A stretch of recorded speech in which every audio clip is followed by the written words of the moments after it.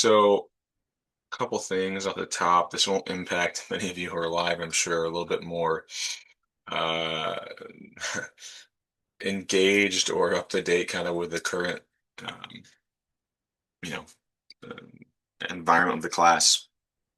But basically, um, really the only kind of due dates that we still have here are that fourth quiz. And someone asked me about it, and I had mentioned I was going to do this.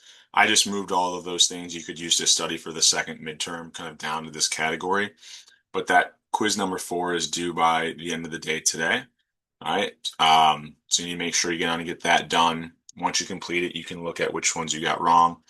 There's about 5 of you who took this early, and there was a couple issues with some questions. I think 2 of them had a negative sign issue where it wasn't registering the negative sign.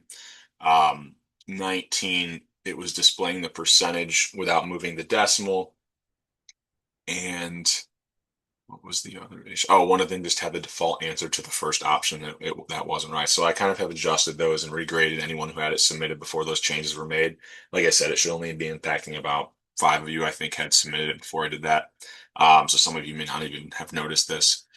Um, Other than that, I think those daily quizzes, there was one kind of associated with that replacement class video I posted yesterday. So um, if you haven't done that, it's very easy. It's basically gives you the answers, so this should be kind of easy, free points. That's due by the time we start the exam tomorrow, and then this quiz, the due date pass, was due before we started the exam today, so that was from Tuesday's class. I'll get things kind of updated in the grade book going into that second midterm later today. You have that Canvas discussion, which once again, that's not due until the Tuesday after, right, the exam. So that's next Tuesday by the end of the day. Very similar to the first one. We kind of walked through it in Tuesday's class. And then I'll put up, since I have the exam 2 materials, I'll put up like another heading like this, but for midterm exam 2. It'll be set to release at 9:30 tomorrow, available till 3:30. You can get on and complete it at any point during that time. You won't be able to see results until after that time frame is over. Um, you have an hour and 15 minutes to complete it, very similar to the first exam. So what this will do is as soon as your time is done at an hour and 15 minutes, it's going to automatically submit your exam. If you start it late, it would automatically submit whatever work you have done at 3:30 p.m. And this is all Eastern Standard Time. We are going to try to use this honor lock system. I can see about 30% of people have not tried this out yet. That responsibility is on you to make sure it is working. I originally had it said you should have it done by Tuesday. So those of you who have not done it, it's your responsibility to make sure it's working. And if you haven't, when issues arise tomorrow, um, that's going to be, that disruption is going to be on you. Now, I will be available via email tomorrow. Um, if you have any issues kind of getting that exam started, feel free to kind of reach out. Um, if you haven't done that test, quiz, exam, please go on and do it now. If you haven't, I shouldn't say now if you're here live, but do it if you're watching the recording after the fact. Do it as soon as possible. Make sure it's working on your device. You're going to need a camera that's working for tomorrow. I got some questions about people said their camera's broken. There's a program, if you Google search quick, I think it's IB Cam. You can download it to your phone, hook up your phone to your computer, and use that as your use your phone as your camera, right? Um, so, what other question? And it shuts your phone down, so it just uses the camera if you do that. Any other questions from me before we kind of jump into material and looking at like practice problem questions here? Let's get something in the chat here. Yeah, so I had someone ask if you do have an issue once you've started the exam, so you would have to email me. So I have a screen recording for everyone that it stores. And so if that's the case, you should have if you have like a Outlook app, um, you should be able to pull that open. If you need to open a new tab, all you should be opening up is whatever your email, going just to your email account, sending me the email, and then exiting it, or then waiting for my response. So you shouldn't be looking at your phone during this time. You shouldn't be opening up additional tabs. Once again, I can see the screen recording. So as long as I can, it'll flag you for opening up a browser, but as long as I can see where you went was only your email, and then once you got the response, you closed it, um, then I can go back and remove that flag. Now, hopefully that's not the case. I would only resort to that if you have, uh, a really extremely clarifying question. I've tried to be very explicit in the language, bolding of things that are important in the question. So hopefully there's no questions that arise. I think mostly it would be kind of making sure that it's getting started. That's where I can see most of the issues kind of popping up. Um, but yeah, if you have to use that, that's kind of the method you should use. Okay. Uh, Also, I'll put this reminder in the instructions, but I know some people don't read them because there was one issue that kind of arose in the first exam. If you do have a select all that apply question, or you have like a drop down, make sure you're scrolling down. Um, so sometimes you only see the top four answers, so make sure that you're scrolling down. And I try to indicate in every problem where there were more than four answers on some of these fill in the blanks to make sure you scroll down to see all possible options. But I just wanted to mention that as kind of a reminder to do that since it created some confusion on that first exam. Any other questions before we start doing some review here? Okay, just want to make sure. Okay. So, are there any practice problems, quiz three questions that people want to see kind of worked through?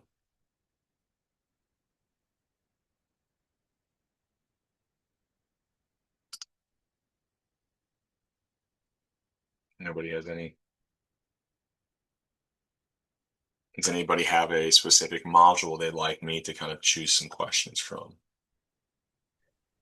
I think I would like more review on just module mainly 8, but some 7 would also be useful.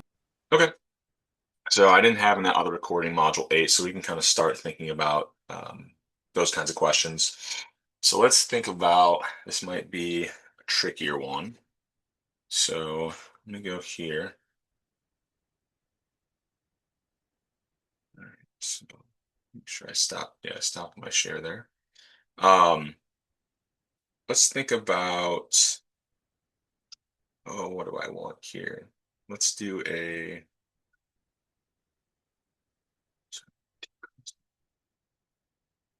okay. So let's say that we've got this model and we're thinking about,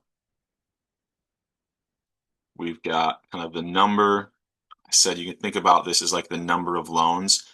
In practicality, it's like the amount of loanable funds or like the quantity of loanable funds. But if it's easier to think about it as kind of the number of loans, I usually in the questions on the exam will say number of loans slash loanable quantity of loanable funds. Those are really, just if it's easier to think about the number of loans there. And then we kind of had our real interest rates.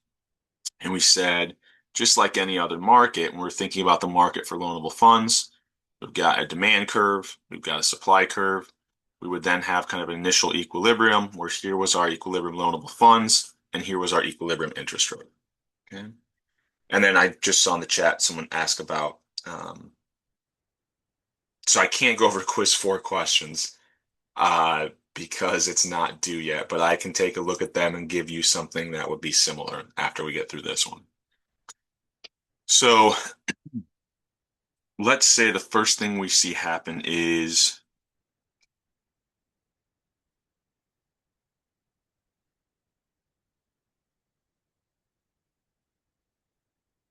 let's say we expect higher income in the future. Okay. Oh, and yeah, I'll go through the practice problems, Kendall. Sorry. So if we see an increase in expected future income, we said we want to think about changes in consumers, right? Mainly demand, we want to think about the demand for loanable funds is coming from businesses, right? So the supply, right? We're buying stocks as consumers or buying these financial products. So changes in consumer behavior is going to influence that supply curve. So we said kind of changes in consumer behavior or changes in the government would kind of cause shift in that supply curve of loanable funds. If instead I had something like, um, let's say that, what do I want to get an interesting example here?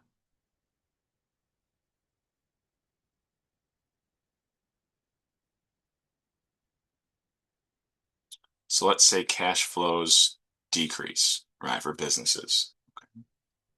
So the first thing we said, okay, if we have kind of not current income is higher, right?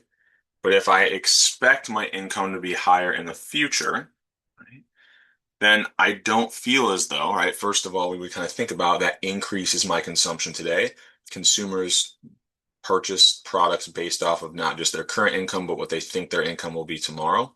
However, if I think I'm going to have more money in the future, what am I likely to do? Not save as much today. Or if I think I'm not going to have a job tomorrow, right? I think my income is going to go to zero. What do I make sure I'm doing today? I save money, right? So when I see this expected future income go up, people are less concerned about saving money. We're going to see that supply of loanable funds is going down, right?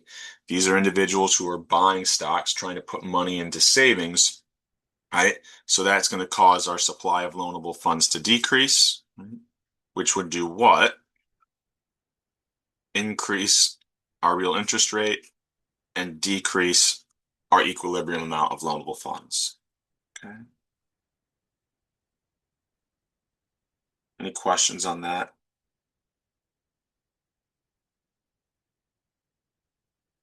Okay. So the second thing that's going to happen, and this is where we could draw them on the same graph, my strong suggestion, and I put this in the daily quiz that was tied to that class recording. Um, so if I think about my loanable funds and my real interest rates here, I would draw out simultaneous changes always on separate graphs. Right? Because depending on how large you draw the shifts will change what answer you get. And I can kind of, I'll kind of go through this example and remind you again why. But if I have an in or a decrease in cash flows, that means that companies have fewer available funds to actually purchase loans, right? So if they have a decrease in cash flows, right, then their demand for loanable funds, once again, we said we can kind of think about businesses are really the ones driving this demand, right? So a lower cash flow is actually going to decrease the demand for loanable funds. So you can think about cash flows are essentially the same idea as like my current profitability. So if my current profits are lower, I don't have as many available funds to go out, purchase loans to invest in the products. So my demand is going to decrease. What does that do to equilibrium interest rates? Decreases both my loanable funds and my equilibrium interest rates. Okay. Now, if both of these things happen at the same time, right, then I could think about what impacts do they have. Well, we said here the interest rate went up, loanable funds went down, and then here that caused real interest rates to go down, loanable funds to also go down. So what's going to happen? Well, if these happen at the same time, the total effect, well, we know if both of them are pushing this equilibrium loanable funds down, we know that loanable funds are going to decrease. However, what's going to happen to interest rates? If we stopped here, we would say the answer is we cannot determine, right? Because these two changes are pushing interest rates in opposite directions, we need to know which one is larger. So if I told you that the change caused by this cash flow decrease was greater than the change that came from kind of our expected income, well, then whatever change is larger, that's going to be the one that dictates the total effect. So if the cash flow impact is larger, its impact on interest rates would be the one that dictates what that total effect is going to be. Right? So if these happen at the same time, if you're not told any additional information, the answer would be interest rates, we can't determine what's going to happen. If you're then told the relative size of these changes, whichever one is larger, that's going to be its effect on interest rates or whatever is indeterminate. That's going to be the one that kind of dominates or dictates what our total effect would be. Any questions on that one?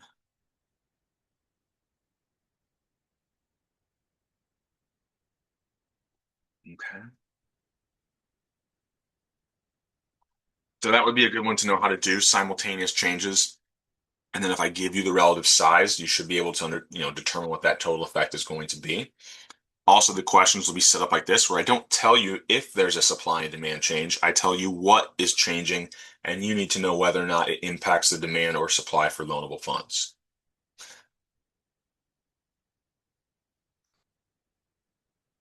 So practice problems for quiz number 4, since someone asked about it, and we're looking at, what was it? 7 and 8. Okay. So here we're going to have similar, got a bunch of changes here in 7, so we can kind of work through them. So what's going to happen? We're looking at this model where we've got disposable income, we've got consumption, right? We're told, um, and here when we think about disposable income, this was kind of representing our real GDP, right? So if we're consuming everything that the economy is producing, we kind of had this 45-degree line, but we said we know that like actual consumption can vary from that. If we have a certain amount of disposable income, but people aren't consuming all of that, we're going to have this kind of difference between what the actual consumption is. And we could think about this, our real GDP, thinking about this was like potential consumption. Okay. So here was our initial kind of break even level or our equilibrium level of real GDP. If interest rates that consumers face decrease, so this is where we're no longer looking at the market for um, we're no longer looking at the market for loanable funds. We're now looking at kind of this model that's predicting kind of what our real GDP or this break-even level of GDP is going to be, right? So when we go back and think about the things that would influence the the consumption in this model, we said if we're looking at what actual consumption is, this was like C plus I plus G plus net exports. Okay. So we said if interest rates are higher, that means that for our consumers, right, when they're thinking about purchasing loans, right, and really this could come from like individuals or it could come from companies, like in our other model. So if borrowing is more costly, it doesn't matter if the person taking out loans is like an individual household or if it's a company. When we have, let me make sure this question said what, interest rates go down, right? So if real interest rates go down, that means the cost of borrowing is also going down, right? And so if the cost of borrowing is going down, that would make C or I kind of increase. So what is that going to do? Kind of cause our kind of GDP line or the actual consumption to now be higher and our break-even level of real GDP would increase. Right? So that kind of consumption curve increases and so would real GDP. And this one is kind of redundant. You'll notice in these multiple part problems, and I just realized I'm working on question 6 and not 7, but this will kind of translate this as another good one to review. Um, Anytime we see a shift in consumption, we'll always see kind of the same change. If consumption increases, our real GDP would increase that break-even level, and then if it decreases, vice versa. Okay. So what maybe is a little bit more difficult, and I think here the change that we have in problem 7 is going to be a little bit different. So I was told in problem 7 that I have a very kind of similar setup, right? So let's say that the initial break-even level was 4,000. That's what I was told in seven. Now, in seven, we also had something that was going to increase our consumption curve, right? Because the change was coming from that consumers expect to have a higher future income, which means when we're looking at the expenditure model, they're going to consume, right? Any income they have, if they think they're going to have more in the future, current consumption is going to go up. We say consumers behave today as though they actually already have that money. So we would still see kind of this increase in consumption, right? So there, it wasn't asked in the problem, but we know that consumption is going to increase, our real GDP should go up. Now this question then asks, okay, if the level of disposable income we were looking at remains the same, what's happening from this new kind of consumption curve? Well, if we didn't update our kind of spending, the disposable income value that we're looking at, we're not looking at the new break-even level, which should be out here. At that old break-even level, kind of our actual consumption is going to be greater than what the actual disposable income is. So if we're thinking about savings here, that's going to be what is our actual level of disposable income minus savings. If actual consumption is greater, then savings is less than zero, or we have dissavings. And that we can think about why. Whatever our break-even level is, now it's up here, anything to the left of that, right, is going to be situations where our actual consumption is greater than our disposable income. We'll have dissavings. Anytime I'm looking to a point to the right of our break-even level, actual consumption is less than our disposable income, we would actually have positive amounts of savings.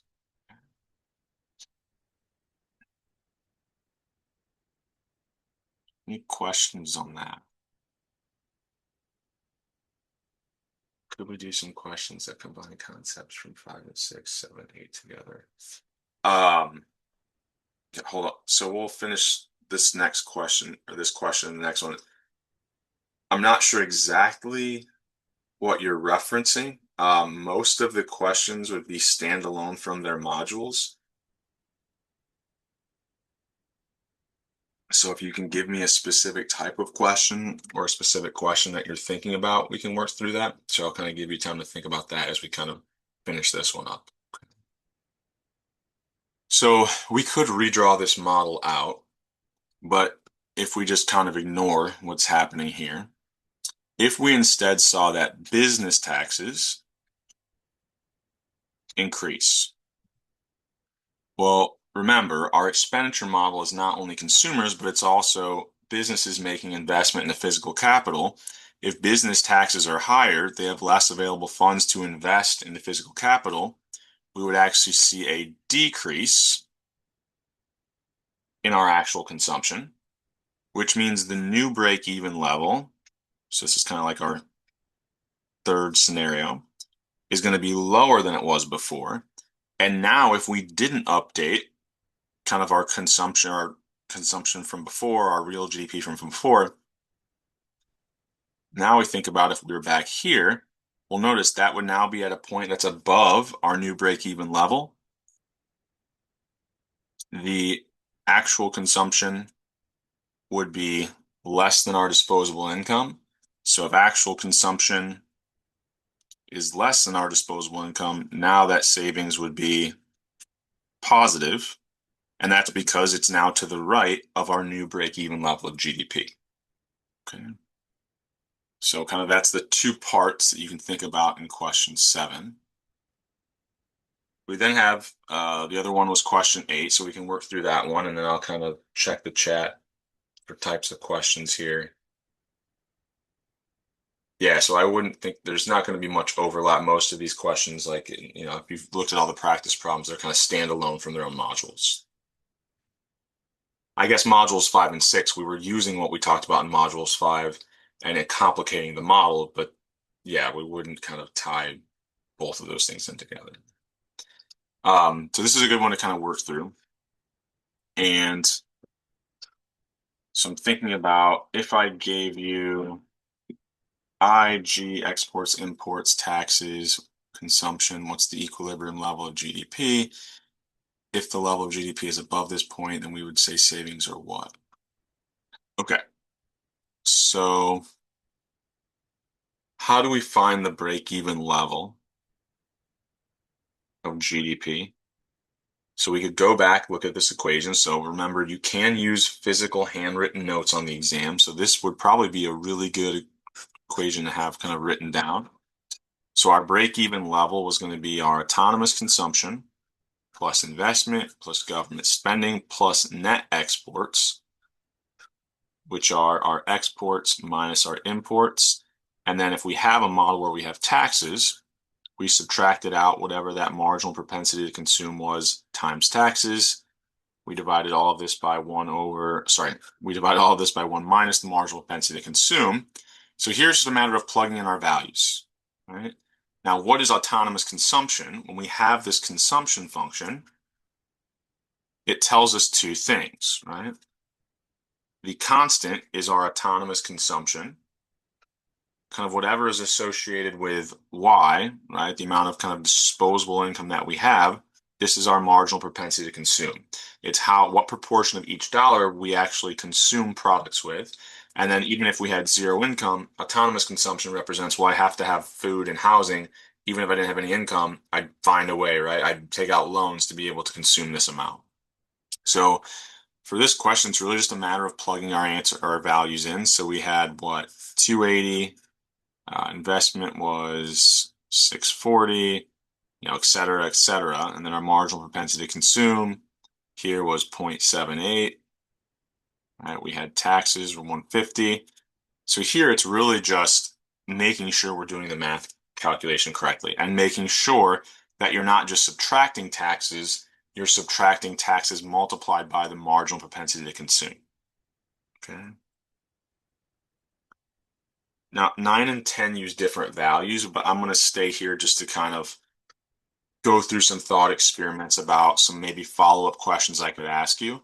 So the second part of this one, how would the equation? Yeah, so if we didn't have taxes, the only thing that changes is taxes go away, right? It's the same equation, we just don't have that component of taxes. I think that's what you're asking. Yeah. Now, the second part of that question said, okay, what's true if we look at points above this break-even level? Well, if we do the math here, I think we found, so this was like when consumption was equal to disposable income, this is our actual consumption, and the break-even level was like approximately 5,000. The actual number is a little bit different, but just to kind of keep it simple. So if we look at any disposable income, and I think here I said it's above that point, well, any level of disposable income above that point, the actual consumption is less than our disposable income. So if we think about savings, it's how much money do I have minus how much money I'm spending. If actual consumption is less than my disposable income, this is going to be greater than zero, or we said anything to the right, or any disposable income to the right of our break-even point for GDP is going to be savings. Any point to the left would be dissavings.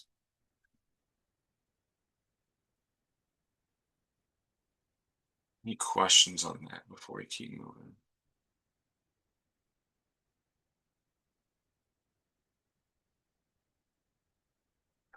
One other thing that I would just really make sure we're focusing on here is if I'm thinking about I have this break-even level of real GDP. Let's say I wanted to know how would a change in government spending, right? And let's say we see an increase in government spending. If the government spending increases by, let's say, $400, what is the resulting change in our real GDP or this break-even point of GDP? Well, any one of these components, autonomous consumption, investment, government spending, or exports, When any of those goes up by 400, the change in real GDP will be however much those went up by, but times, we said we could kind of take a derivative of this and figure out what our multiplier effect is. So in our case, right, how would we find the effect here? Our marginal propensity to consume was 0.78. At this point, it's just a matter of getting this entered into our calculator. Okay. I won't waste time kind of going through that, but that would be kind of how you find that. Now, what if instead I had, I'll leave some space down here because I want to add something in. So what's the change in real GDP if I had an increase instead in taxes? Well, and actually, let's do decrease here. So if I decrease taxes, right, that's in my numerator here. When we took a derivative of this, so let's say that decrease in taxes was 200. Well, to find the change in real GDP, I would take that change in taxes, but its multiplier effect, right, was going to be negative, and instead of 1 in the numerator, it was marginal propensity to consume over 1 minus the marginal propensity to consume. So once again, this would just be a matter of kind of getting this plugged into our calculator. But a conceptual question would be, which of these, if they were the same dollar change, so let's assume that these both were 400, the multiplier effect for taxes is always smaller because this marginal propensity to consume is less than 1. The numerator is always lower in that multiplier effect for taxes. So the same change in taxes as we would see in government spending or consumption will cause a lower change in our real GDP. Okay. And here, highlight, if I have a tax decrease, well, this actually wasn't going up by 200, it was going down. So I would kind of use this negative 200 as my change. And then here, don't forget about the negative sign out front. And even before you go to make this calculation, one way to make sure you don't, catch yourself from making this mistake is if I have a decrease in taxes, well, is that going to be a good or a bad thing? Well, it's generally a good thing when we're looking at consumption. So what's going to happen to that real level of GDP? Well, negative times a negative, anytime taxes go down, we're going to be adding to what GDP is, all right? We're moving that break-even level of GDP to the right. If I had an increase in taxes, that should be a bad thing. Positive times a negative should be that it decreases real GDP. Okay. So 2 more points I want to make. What happens if imports change? Well, they would have the same multiplier effect, but you don't want to forget about this sign in front of imports. If imports go up, what actually happens to that break-even level? Well, there's a negative sign out front. So if imports go up, that break-even level actually decreases.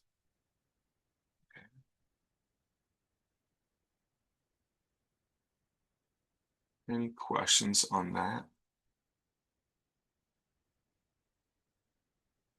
So one other thing, just a conceptual question that I could ask, and I want you to be able to think about. If I have this break-even level, or I could be referencing the multiplier effect. So let's say we had that marginal propensity to consume, we said was 0.78 before, and I want to know what's kind of happening, the change in, let's say, just autonomous consumption. Well, the change in real GDP will be whatever the change in that factor we're looking at is, investment, autonomous consumption, government spending, times 1 over 1 minus that marginal propensity to consume. So the same change in autonomous consumption what will happen to the effect of the change in real GDP if the marginal propensity to consume is now higher? Well, intuitively, if we're going to spend a higher proportion of our income, right, then that expenditure or the actual consumption should increase, right? And we should see that that change in our real GDP is actually going to be higher than it was before. So notice if I have an increase in my marginal propensity to consume, 1 minus a larger value is going to decrease this denominator. If my denominator is smaller, that increases this fraction. So the same change in autonomous consumption would cause my real GDP to change by an even larger amount. So anytime my marginal propensity to consume goes up, the effect of a change in anything, right? Consumption, government spending, net exports, etc., is going up or is larger than it was before. Okay, so this arrow is kind of moving the same direction. You can kind of think through why using that multiplier effect. Okay. Any questions on that before we keep moving?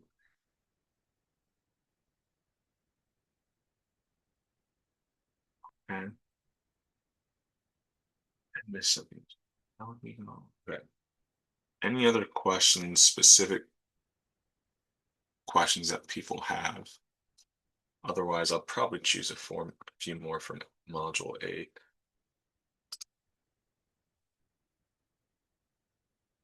Okay. So we did a simultaneous one. I think this one would be valuable to go through. So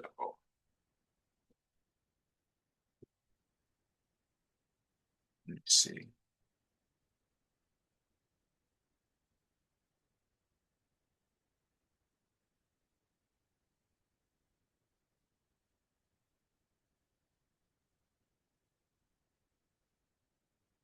Sorry, I want to make sure I go through one that's most worthwhile. I'm actually looking at the exam.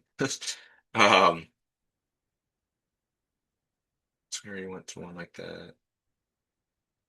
Let's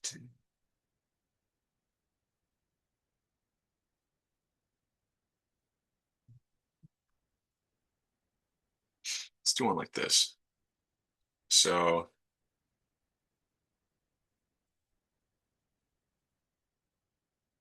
let's assume I've got um,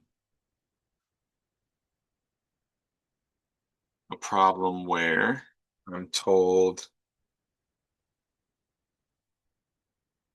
payoff from an investment is going to be $10,000. And this is going to occur in 10 years. And the current kind of real interest rate is going to be 8%. Okay. So I could ask you to kind of make this present value calculation. What if instead we had this change, right? And we said, so what's the decision? So here I'll build one out that's maybe even a little more complicated. So let's say this is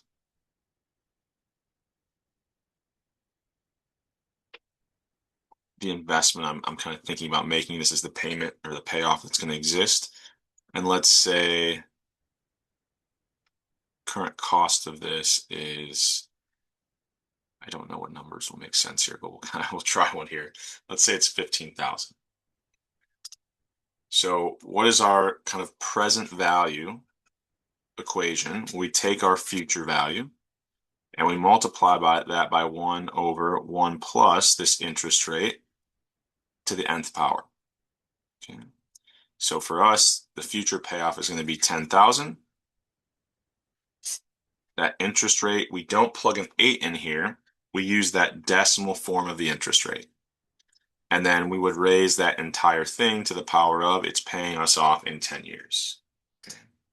So if I take that, so we have what, 10,000, it's 1 over 1 plus 0.08 to the 10th power. We get, make sure this is, yeah, so I think if I'm doing my math correct here, I get, I'll just kind of round this to make it a little bit easier to look at. So that's our current present value. So actually, let's do one here. Instead of 15,000, let's do 5,000. So should I make this investment? Well, I should only make the investment if the present value is going to, of that investment is greater than the current cost. So here,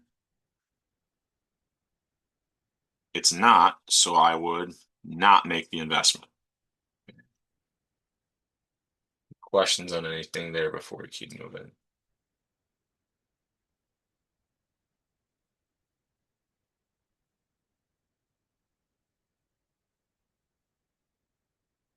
Something in the chat here. When the prices decrease and oh, I missed that one for my. So if prices decrease and real GDP goes up, then that make the multiplier effect greater. So I'll finish this one and I'll come back to that question. Sorry, I missed that in the chat. If I missed something in the chat, it doesn't give me an alert with a sound. Always feel free to kind of unmute there. So what if there's a follow-up question, right? Maybe I even gave you the cost and said, do you invest or not? You make this calculation. Present value is not greater than the cost, so we wouldn't. Right? Well, what if instead that real interest rate, right, this investment that I'm making, I can think about, sorry, when I say this investment I'm making, this is actually what, someone else is making an investment, this is going to be like my loan. This is what I have to pay off in the future, right? So let's say that real interest rates go up. Okay. So if real interest rates go up, we can think about it as, well, if I'm taking out the loan, right, I'm making this investment, and this is going to be kind of the payoff. Is that going to be larger than the cost? Well, my future payment is going to be discounted by even more from this real interest rate, right?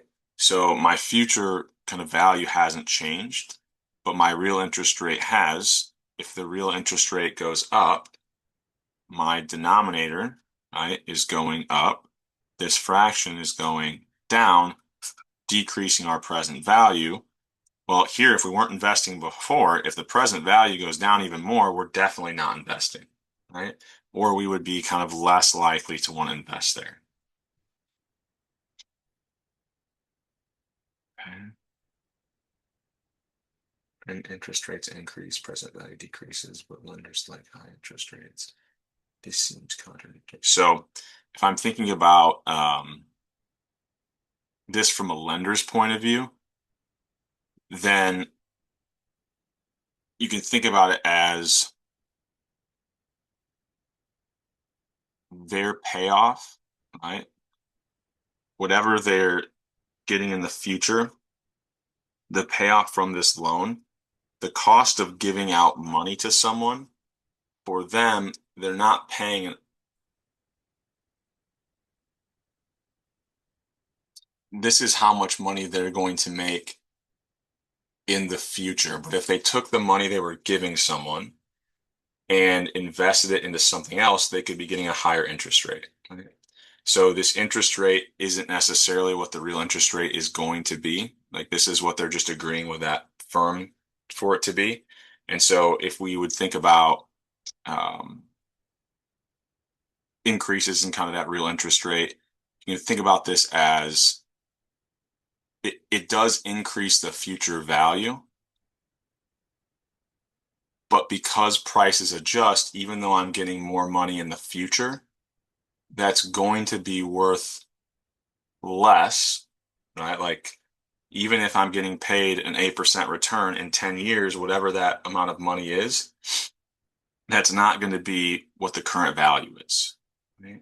So we're essentially saying, okay, I know I'm going to make this amount of money from this investment, but if I adjust it for the fact that we know that, there's going to be price changes, right? That we're kind of taking that future payment and adjusting it for the real interest rate. Um, that's going to essentially be just discounting that value. So that's the idea. Like if I'm um, borrowing the money, I don't like an increase in interest rates. Um, I don't know if that's quite kind of it's a difficult kind of concept. I guess here what I would maybe be more likely to ask, just kind of focus on how that present value is being impacted by changes in real interest rates and how it's going to be impacted by the number of time periods.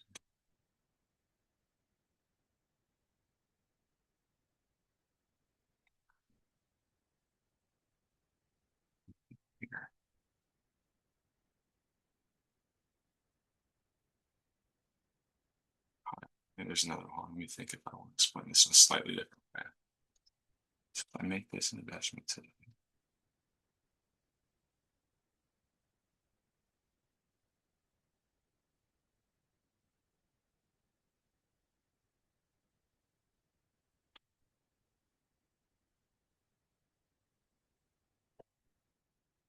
So another way of thinking about this, maybe it'll help to kind of think about it this way, right? My present value is whatever I'm going to have to currently invest, right? So if I'm making an investment where I'm giving out a loan to someone, I want that interest rate to be higher. Why? Because that interest rate goes up. It's going to increase I'm sorry, I shouldn't have drawn the arrow here. If the interest rate goes up, the future value of that current investment is going to be higher. It's going to be worth more in the future, right?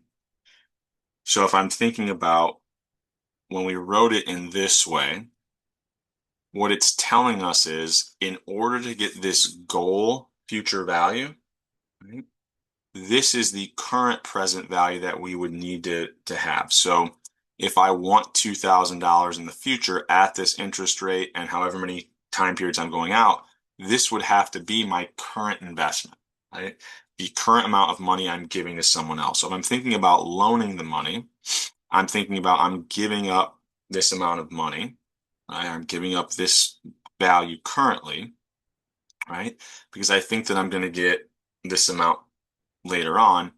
Um, so essentially, you could think about it as like this is my benefit. Right? I would make the investment if that future benefit is greater than kind of what my current costs are. So when I loan the money out, right, how much money I'm giving up, I'm figuring out what that would have to be in order to make this amount in the future, and then kind of weighing that out between, and if you're thinking about investors, like what is their cost to investing, it's what else they could be doing with their money. So it seems kind of weird there because it's a cost, but it's essentially instead of loaning this money out to someone else, if I loan out $1,000, I know what the future value that's going to be.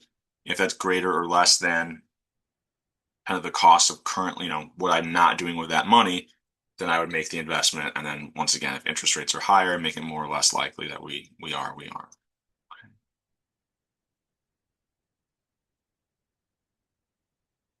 All right. See and check. Interest rates increase. Yeah, that was it. So the other one that someone wanted to go back to, when prices decrease and real GDP goes up, what would that make the multiplier effect greater? So there we're going back to like module 7 is what you're referencing. We're looking at actual consumption, this break-even point. So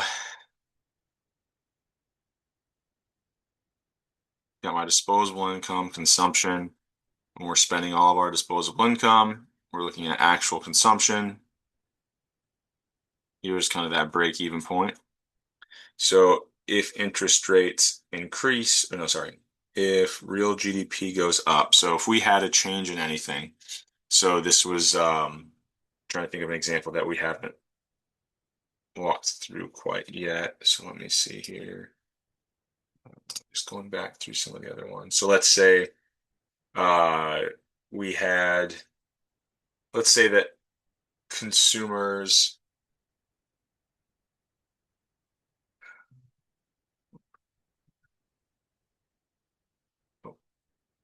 so this was actually one here. Well, this is a good one to think through. So when we were looking at our models from Module 8, I got a question from a student about this earlier. What we're thinking about there is the relationship between interest rates and loanable funds. In this model, we're not looking at loanable funds. Anytime you see a change in your y-axis, that's just moving you to different points on this curve. Changes in anything other than what's on your y-axis is going to shift the entire curve. So in this model, we're not looking at real interest rates there on our left-hand side. We're thinking about interest rates. So let's say we had um, an increase in real interest rates. So this is going to make investing into projects, right? We said kind of, higher payoffs. What's that going to do? So anytime we have an increase, or sorry, let me go through this model. So if we have kind of our actual consumption, if we see that real interest rates go up, that makes it more costly to borrow, which means that consumers and companies are going to be less likely to invest, right? Or less likely, um, right? This is the cost of borrowing. So they're going to be less likely to want to borrow when interest rates are higher, which means consumption and I are going to decrease.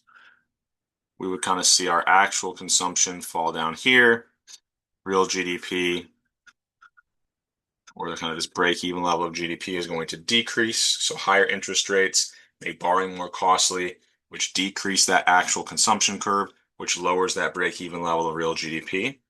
But I think the question that someone was asking here was, what if as a follow-up, we then see that prices decrease? Okay. So if prices decrease, right? And I think you're actually was asking about the equation, but I'll touch on that one as well. This is a good one to know how to do. So if I see that here is the initial change that occurred because interest rates went up, more costly to borrow, consumption fell. What if in response to that, we saw that prices actually went, let's do one where they went down. Well, if prices go down, what's happening at the same level of disposable income? If I have $100 and prices are lower, can I consume more or less than I was before? The real value of my income when prices go down actually goes up. So if the price adjusts,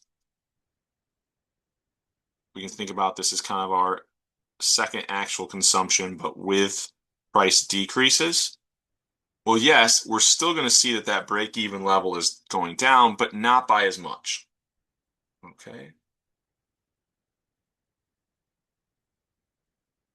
Any questions on that? And if you're thinking about the impact of prices on the multiplier effect, um, it shouldn't change the multiplier effect.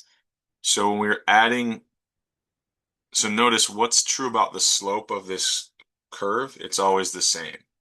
So when prices adjust, it doesn't change my, I don't think about this. It changes my new break-even level of GDP, but if I had the same change in investment or the same change in autonomous consumption, it's still going to have the same multiplier effect. You can almost think about this as like that slope of your break-even, sorry, the slope of your actual consumption line. That's not exactly what it is, but that's one way to think about it, as though, right, the multiplier effect is simply the marginal propensity to consume, right? So the portion of their income that people are spending is we're still assuming is the change, the only changes in prices. And so that ever level of disposable income they had is worth less today. They're still spending the same proportion of it. It's just they can't buy as many goods and services as before. Now, in a more complicated model, and what probably does happen in the real world, well, when prices change, potentially consumer behavior adjusts, and possibly that marginal propensity to consume would change. But in anything we've talked about in this class for the scope of what we're doing, we're just thinking about, is there a price change? How would that impact kind of overall the value of real GDP? We didn't talk anything about potentially that changes marginal propensity to consume. We're assuming that everything else stays the same, even including the marginal propensity to consume. The only thing that we would kind of be thinking about as a follow-up question here would be if the price is the only thing that changes. Does that answer? I know that question was asked a while ago, and we kind of worked through the question. So that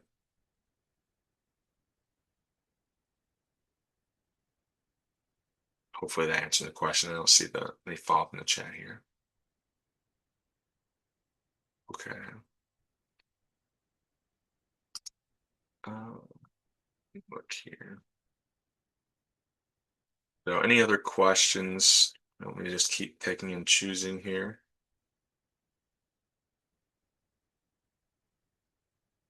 Okay. Let's work through one like this because we haven't, and I didn't in that previous replacement class.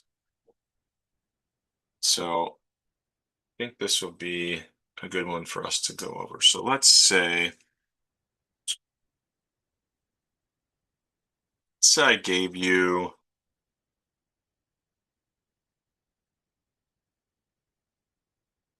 maybe this is like millions or trillions, but let's say I've got GDP is 50, consumption is 20.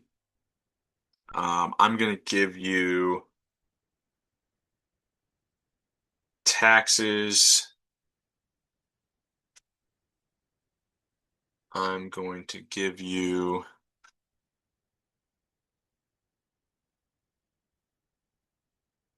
national savings, and I'm going to tell you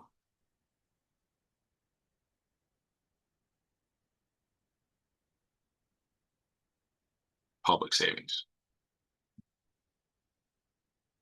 So let's say I asked you what is or what are transfer payments, right? That's something I didn't give you. Well, if I tried, actually, how can I complicate this one a little bit more? I would need to give you one other piece of information, so hold on.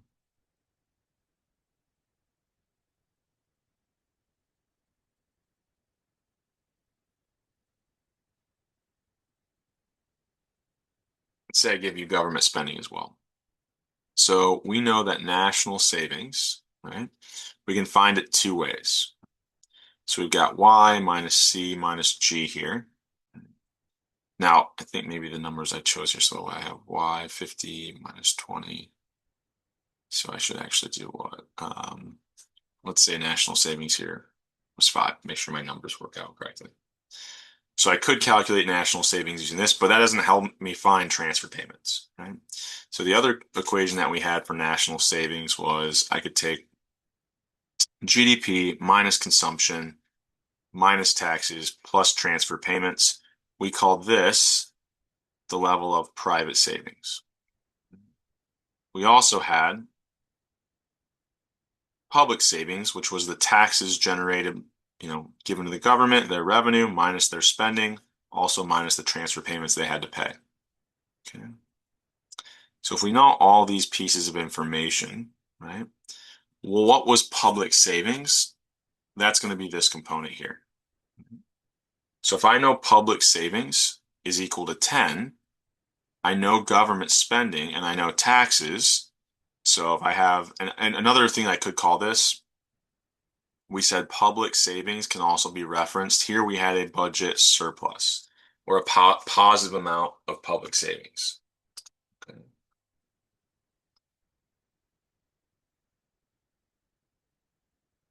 Okay, sorry, I missed the check. So yes, it would just weaken the effect if we had price adjustments. So here I know public savings is T minus G minus our transfer payments. So what? 10 minus 15 minus government spending. And then I don't know transfer payments. So I just rearrange this equation a little bit. So I have what? Negative 10. So I add 10 to the other side. Must be that my transfer payments are 20. This is kind of doing algebra here. I guess this was negative 10. I added 10 to both sides. I did my algebra. Well, once I know transfer payments, maybe I asked you for transfer payments and you could stop there. Now, what if as a follow-up, I asked you not what transfer payments were, but what was private savings? Well, I then have one more step, right? Once I know transfer payments, how do I find private savings? Well, that's going to be Y minus C minus T plus these transfer payments. So private savings here should be what? Our level of GDP minus consumption minus taxes plus these transfer payments. So here I get what? 35, 15 plus 20. So 35. Okay.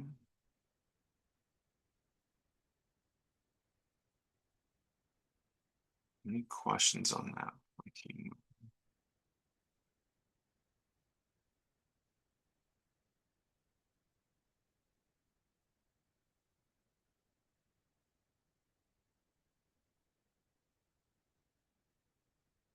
Okay.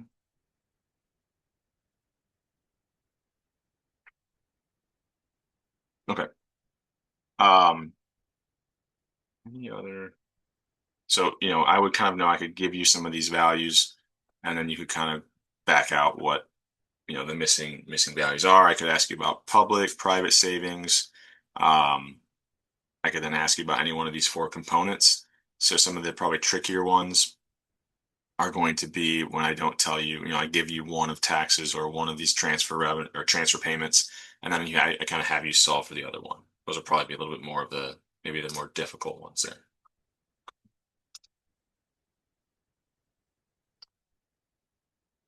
Any other questions before we keep moving here?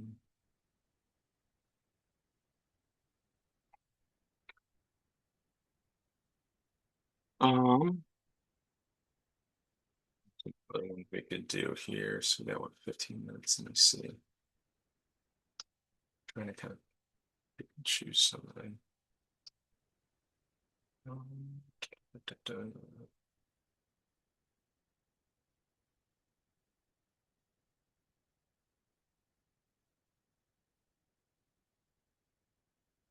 So I would also know how to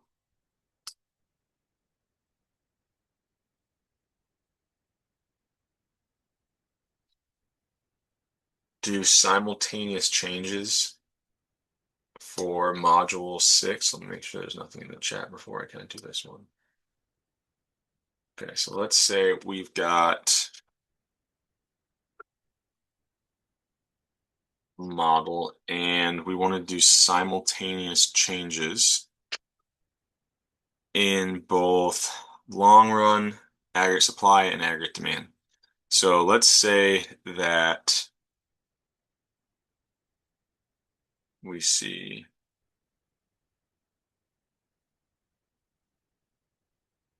consumption taxes increase, right?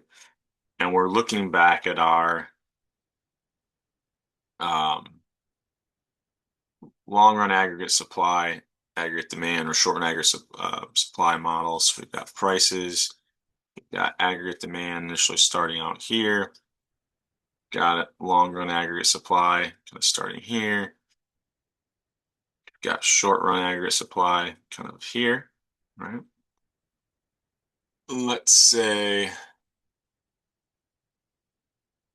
we've got, this is our initial equilibrium price and GDP.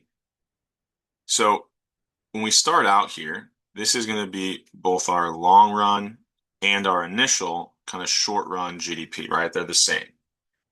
However, what if we see this increase in consumption taxes? Well, remember, this aggregate demand was our real GDP, which was our expenditure model, C plus I plus G plus net exports. So if I increase consumption taxes, people are going to buy less, right? So I've got this decrease in aggregate demand.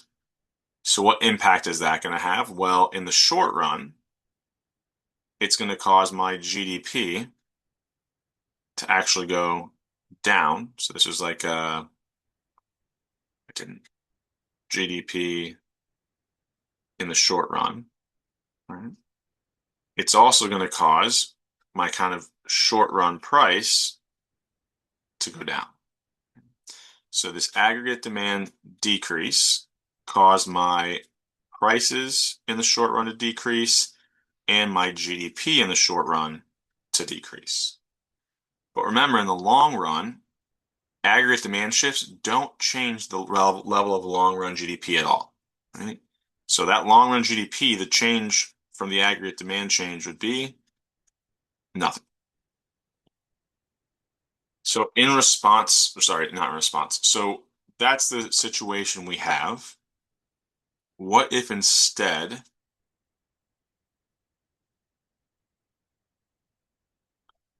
we had, so initially you might think if this is the only thing that's happening, right? Like if this was all we had in the problem, this might be a little bit easier. What has this created? Well, if our short run GDP is now less than our long run GDP, right, which hasn't changed, we would call this a recessionary, or we said kind of this deflationary gap. Right? Where is the new long run equilibrium price? Well, that's where the new aggregate demand is going to hit long run aggregate supply. So we know that prices are actually going to go down even more, right, from this change. Okay. So we're currently in that short run. How do we get to that long run point? Well, we said one of the things that impacts the short run aggregate supply curve, really there was only two things that I kind of outlined in the slides. So it could be that input prices go down, that would increase, right? Less money to produce things. We're going to see higher levels of production. That would increase short run aggregate supply. What's another thing that would increase short run aggregate supply? Well, if we think the prices are going to go even lower, essentially we expect inflation, right? Or we expect prices to be going down even more, or we expect negative inflation.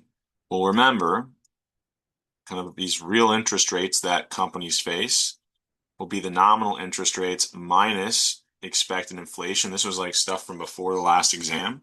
So when expected inflation goes down, right, we think that there's going to be even lower prices in the future. Essentially, that same nominal rate, interest rates are going to go up, right? Now, this will be kind of the expected interest rates of firms, so they're going to be more likely to make investments here. Um, so we're going to see that short run aggregate supply actually increases until we get to this long run equilibrium point.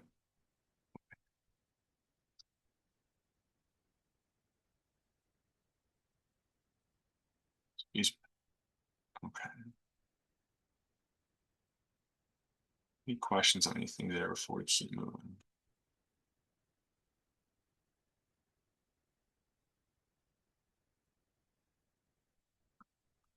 Okay. So let's instead, that's kind of maybe a question I would kind of do where I said, here's this change in aggregate demand. What's the response going to be in short run aggregate supply? And what did we have created this recessionary gap? Okay. What if we combine with this problem? So I gave you that same change in consumption taxes, but I then said simultaneously, you saw a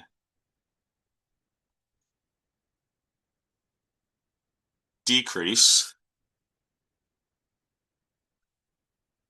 in our labor supply. So we initially started out at this point, long run aggregate supply, short run aggregate supply. Here was our initial price level. Here was our initial GDP, right? If I have a decrease in my labor supply, so what are the impacts that that's going to have? Well, independently, that's going to shift both my aggregate, long and short run aggregate supply curves. So where is my new kind of short run GDP going to be? Oops, so short run, but then also this will be my new long run GDP, right? The old long run GDP was out here. The only thing that changes long run GDP are changes in pull, something that's impacting, right, productivity or other resources, which we typically thought about as like increases or decreases in physical capital, changes in labor supply, or changes in education. Okay. So our long run GDP is now going to be lower. If that is combined with a decrease in aggregate demand, excuse me, well, what do we definitely know is going to happen to short run GDP? We know it's going to be lower than before because our aggregate demand decrease pushed kind of short run prices to be lower, and it also caused our short run GDP to be lower. However, what impacts did this have kind of on our long run GDP? We said no impact. Now, our labor supply decrease, right? What did that do? Kind of caused our kind of short run prices to actually go up, right? I didn't leave my spell in here, sorry. So short run prices went up, but our short run and our long run GDP went down. So if I simply asked you about what was the change in prices and what was the change in the long run and what was the change in long run GDP, well, we actually don't know what's going to happen to prices. Right? And we don't know, or sorry, but what we do know is that in the short run and in the long run, GDP would be lower than before. Now, the trickier question would be, does an inflation or a deflationary gap exist? Well, what tells us whether or not an inflation or deflationary gap exists? It's the relationship of long run GDP to short run GDP. So we know that these are both pushing short run GDP to be lower, right? What's the only way I end up with my long run GDP being even lower than that short run GDP? Right? Well, if I'm thinking about visually, this would have to look something like this. So if my aggregate demand change was much lower, right, that long run GDP is going to be pushed even more to the left because it doesn't influence long run GDP, right? So if this is a small change, long run GDP is going to get shifted a lot, right?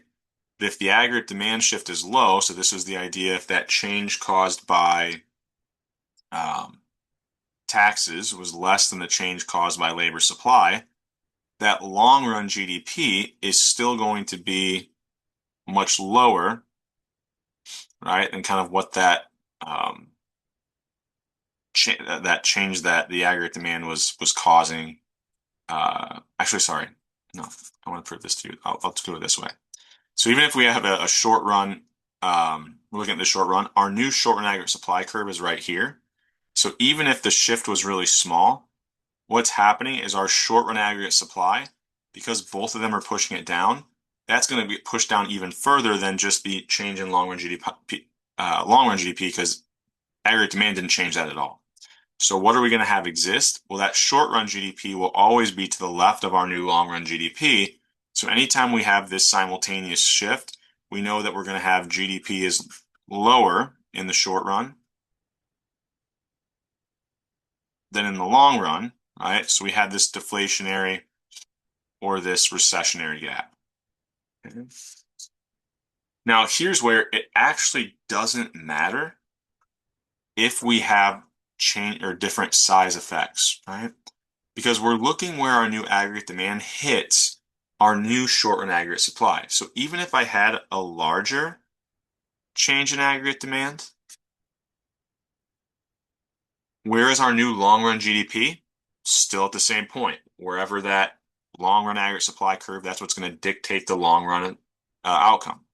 But in the short run, where does our aggregate demand, if it was a larger shift, it's going to hit our short run aggregate supply at an even lower level in the short run, which once again, what still exists, a recessionary or deflationary gap. Even if that change in aggregate demand was larger than the kind of change in long run aggregate supply, it's always going to push that short run GDP to be even lower compared to long run GDP. We're always going to end up with an inflation or a recessionary gap if that's the case. So you can combine these changes in long run aggregate supply, you can combine that with a change in aggregate demand. It's going to look a little bit different if you're instead looking at just a change in short run aggregate supply. So I'd go back, I think I worked through one of those in the video I posted to replace yesterday's class. But I could ask you to do either simultaneous changes in a factor of pull and aggregate demand, or just a change in our aggregate supply, short run aggregate supply, and a change in aggregate demand. The outcome will look a little bit different. I wanted to make sure I worked through one where we had a change in that long run aggregate supply.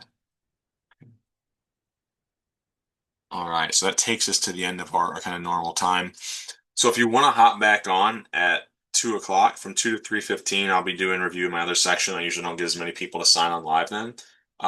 Same link as we used here. So if you want to get on, you have questions that you can kind of think of that we didn't cover, I can go through them then. Otherwise, I will look at my email and try to respond as quickly as possible this afternoon. If you have any other concerns or questions, and then if you're watching this recording after the fact, please, please, please get on today and make sure you can get that honor lock program, or sorry, yeah, honor lock program kind of working on your device that you plan to use tomorrow for the exam. Okay? I'm going to stop the